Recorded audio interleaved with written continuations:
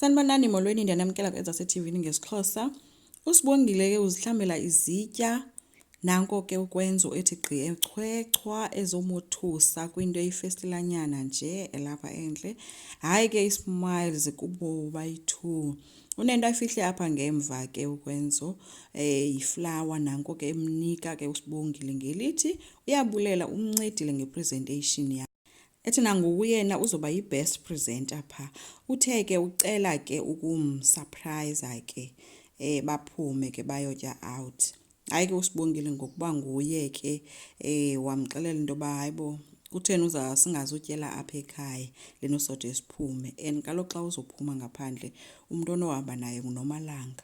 Hayi ke wakhuza ke ukwenza uba hayibo uNomalanga Sibongile wavele watshintsha ke netopiki ke wathi nje uVusi belapha izolo umbonile na wabe sekhuza kwaleyo ke uVusi ba ukwenza uba belapha uVusi because kangambona.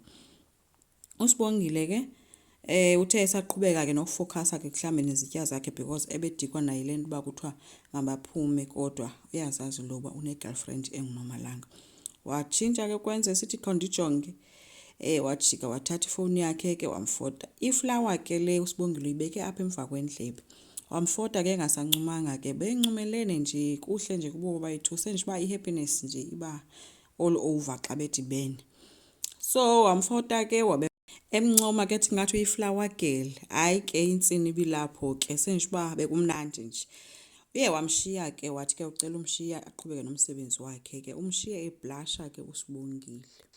UDeliwe yena udibene ke noPhetheni kodwa bebengekho abantu ebethe ucela babe khona abazoba zii-clients zakhe azobazisela abantu. uPhetheni uthe aba bantu zizicukuthwane azikho kwilevel yakho Deliwe, so bendingeke ndibaxelele ngawe wena ungu-no name kubo. Iye yamphoxa ke kancinci ke leyo ke uDeliwe esithi hayibo andiqondi uba ubaxelele kanjalo kabantu bayikhampani yam ngu-no name. Wathi komnye no andidanga ndatsho kaloku. Uthe ke uDeliwe hey ungandilingi ngoba wena uphila ilife yam okokuqala. Wathi ungalibali uba ndinemfihlo yeminyaka esiyazi soyi-2.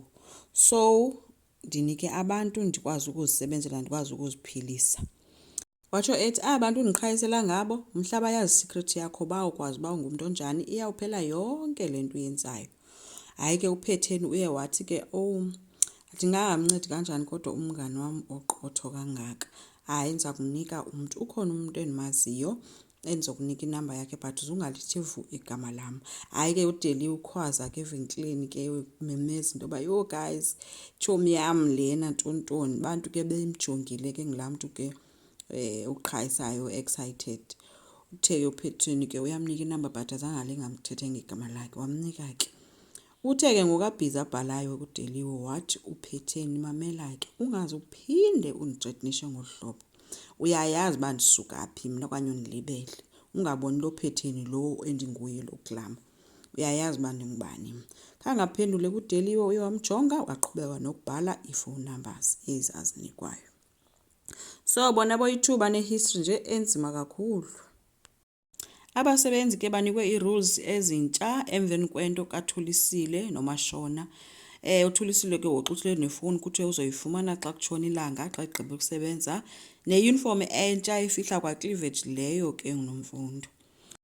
Ukwenza uyikhangele wayincama ke i-laptop yakhe nee-designs zakhe kowabo wade wayothreatenisha abasebenzi ethi uzobe uxuthela i-R100 emrholweni wabo.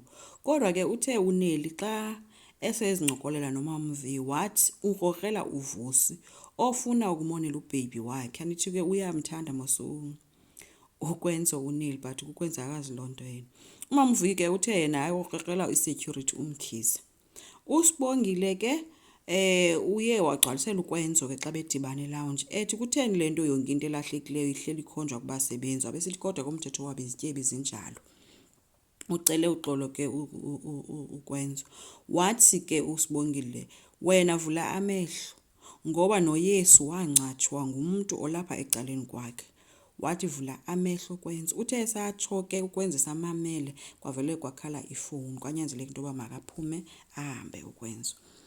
Lifikile ke ixesha le-presentation unjengaye ke wenzile i-introduction echaza noba usuka phi nebhizinesi naye ke ngoku ufuna unikela komnye wonyana bakhe. wathi ke indoda ezivayo ke mayize ngaphambili izokwenza ipresentation. Nango ugcina ethi makuphakame inkulu. Uthi hayi kaloku umuntu ozophakama inkulu yakho. Wathi njengaye hayi ndicela ke kuqale kuphakame imama koti makuphakame ukwenzo. Kwenzo uyabakaza nje umane ejonga ngapha nangapha akoyike. Watsho kukwenza into yoba ipresentation ayikho. Wabe uvuse engancumanga ugcina. Umama wakhe ke yena ke bemane sithi hayi hlisa umoya Phola uzawukwazi uyenza lento becinga uba unovalo kanti ayikho nyani. Unjengaye naye uye wacinga uba uyajoka ethi uyamazi unyana yakhe ngumuntu oqhulayo ixesha elininzi. Wabe sithi kwenza ayikho nyani ipresentation yam. Unomalanga uthula uthe tu akathethi neyokuqala naye bekhona ke.